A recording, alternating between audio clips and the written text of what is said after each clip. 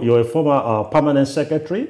For 10 years. For 10 years. Yeah. You're a former chief of staff to Senate President Bukola Saraki. Talk to us. What was it like? What did you observe? When you were permanent secretary, you were, I think it was during the Obasanjo presidency, then during the late President Buhari's presidency, you were the chief of staff to Saraki. Yes. What was it like? Tell us. I think what was really interesting is that in spite of difficulties, mature politicians can actually place service above politics. President Saraki, by the time I went to become his chief of staff, was already being prosecuted by the EFCC. Literally being prosecuted almost on a weekly basis. And this man would leave. He was the leader of the National Assembly, a whole arm of government. That was an aberration. Well, I don't think any Senate president... For him to be prosecuted and was still keeping that seat. No, he didn't. He wasn't required to leave the seat. He hadn't been found guilty. But the body of morality will say you will step down for transparency. It doesn't. If it was, I assure you, Saraki would have stepped down.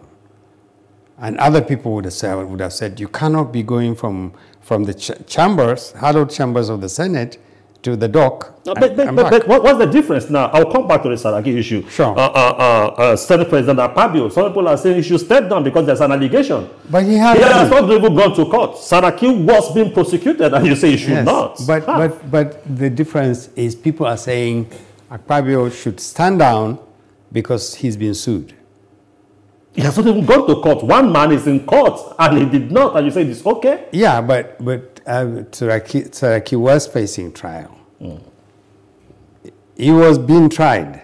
And there was nothing in the law that says once you are suspect, you stop performing your functions. There is anything in the law that says once you are accused, you stop functioning. Is that not?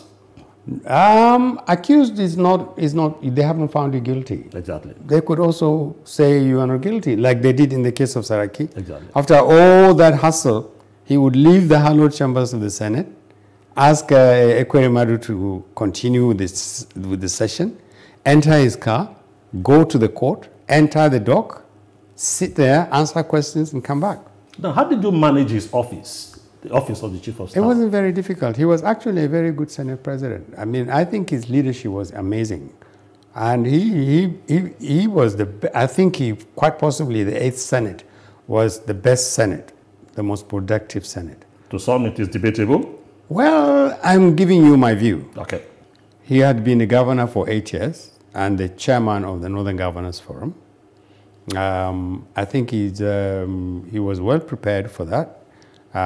Spent another 4 years or 8 years outside, out of power, became a governor, then moved to Senate, spent a session in the Senate, one term in the Senate, then became Senate President. He was a good Senate President. And the 8th Senate did a huge amount of work, in spite of the serious tensions that existed between Saraki and President Buhari. And in fairness to President Buhari also, he respected the National Assembly enough, the legislature enough. You think so? To actually leave room. Yeah, he did.